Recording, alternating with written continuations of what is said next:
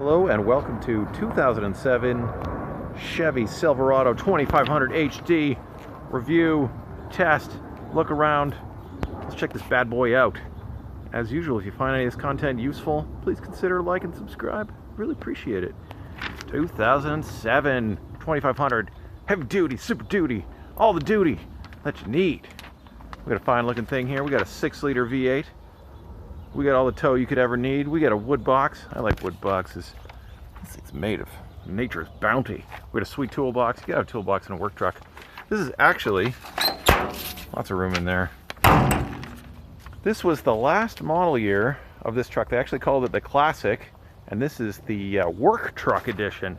So they were just coming out with a new version of this, and they were selling this alongside the old version for a year. What I like about these final year ones is that they're the most reliable, because it's the last run of these. They've totally got it sorted out. It's got the Chevy standard 4-speed automatic, the 4L80, which they've been making for 1,000 years. Totally reliable, bulletproof. And the 6-liter LS, famous million, trillion, billion miles on these bad boys. This baby's set up for towing. Let's have a look at the inside. This thing is in great shape. This is just, I like these things. So these came with a pretty standard, like, basic package. This thing has wind-up windows, something else not to go wrong, but dual-stage climate control. It's got pretty good stereo. It's got pretty basic plastics, but automatic lights.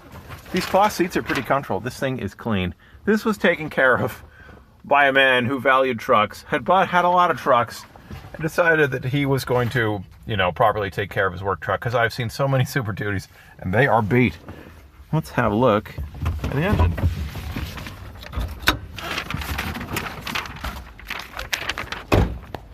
What do we got under here?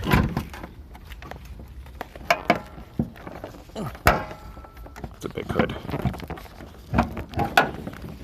Oh, so shiny. 6-liter LS. It says Vortec, but it's not Vortec heads. Look down there, brand new manifold gasket. So I ended up changing the manifold gasket. Typically on these things, as like every pickup truck ever, the head bolts and head studs rust and then they fall off. So I ended up extracting the studs, all new bolts, new gasket, new plug wires, because the plug wires also fall off. It's all been done. It's all beautiful. This thing, 300 horsepower, 360 foot-pounds of torque, of absolute reliability, combined with a 410 rear axle, which is pretty standard on Super Duty trucks. You get a lot of towing, and the ratios in the transmission are actually pretty close. It's pretty nice. Well, it's the Towmaster 5000. We got dual batteries, which is nice if you've got a fifth wheel or whatever, so it supplies power. Charging your big batteries in the back.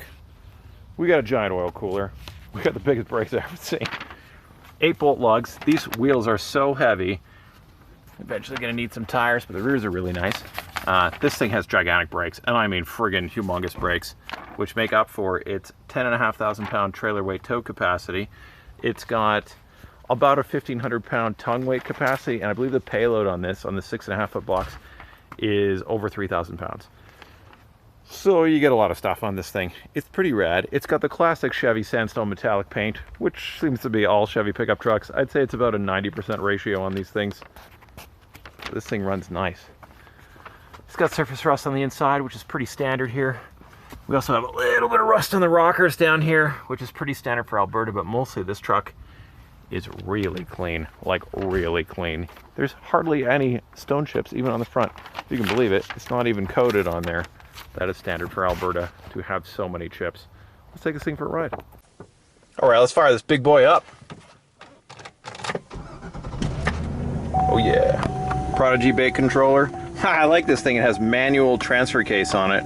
Everything works on there. I tried it out. Just one less thing to fail. This truck has everything less to fail.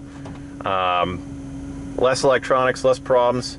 We got 314,000 K on here. Full instrument cluster, which you want. Is that a tranny temperature gauge? Yeah, of course it is. You gotta have that when you're towing. Let's take it for a spin. I like these seats, comfortable. You know, the back seat for the extended cab has pretty good room. It runs through the Dodge Ram. Plenty of room back there. But the truck's not too long like a long box, man. Those things are huge. Go for a zip. The power steering pump in this thing is just a little bit noisy, which I've read is normal, but it works totally fine. There's a teensy creak when you make turns. I checked all the ball joints and tie rods and it looked pretty good. I couldn't find anything wrong with it, but there's just a little creak coming back and forth. But the truck drives completely fine. He's had newer brakes put on it. When I was doing work on the manifold, man, brakes look good. You know what's funny about driving this thing? Even though it's a heavy duty, it drives a lot like a normal truck. And I had a Dodge Ram Power Wagon previously, and it felt huge. It was gigantic. This truck does not feel, I think, hardly any different than a 1500.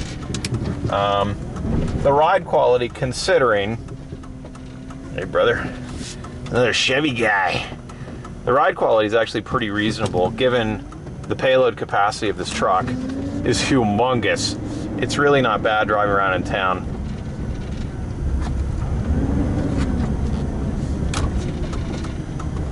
It's funny, I have nothing against diesels. I like diesels, but they do have a high cost of ownership. A lot of maintenance, expensive parts. And I read about towing, that people like to tow effortlessly. And so when you're towing like an 8,000 pound trailer with a big turbo diesel, I mean, it's totally effortless, right? You never have to think about anything. But gas engines have to rev. And like, you know, it's gonna wanna hold 4,500 pulling up a grade, and that's completely normal. When they make these motors, they dyno test them. They just sit on the dyno for like 24 hours at maximum RPM. These things are made to rev. They like to rev, and that's where the power is. Although the horsepower rating on this engine isn't huge, it's all mid-range, it's very powerful. Also, if it's your thing, they're extremely easy to modify. Everyone, the Chevy LS series of motors, of which this is the big one, are famous for how easy they are to modify. It's very easy to get 400 horsepower with very light bolt-ons, you know, and then you tow the world. But, you know, 10,000 pound, it'll do it all day because it's got so much load capacity, and I really like how this truck is shorter. Again, it's a lot easier to maneuver. I feel like I'm driving my F-150 around, and it's great. Easy to drive, smooth, and reliable. Nothing to go around on this bad boy. The tow machine, the Winter Warrior, all the things you like. And I like a transmission temp. You know, the steering's actually pretty direct, and the brake feel is pretty good for such a big truck. I really like it. We got a little check engine light on there. Not sure what that's for, but probably nothing. It might have been because I had the whole exhaust off and the O2 was exposed. Anywho, beautiful day in Calgary. Beautiful day for you to go out towing with a big boy Chevy. Super duty, heavy duty. It's a nice truck.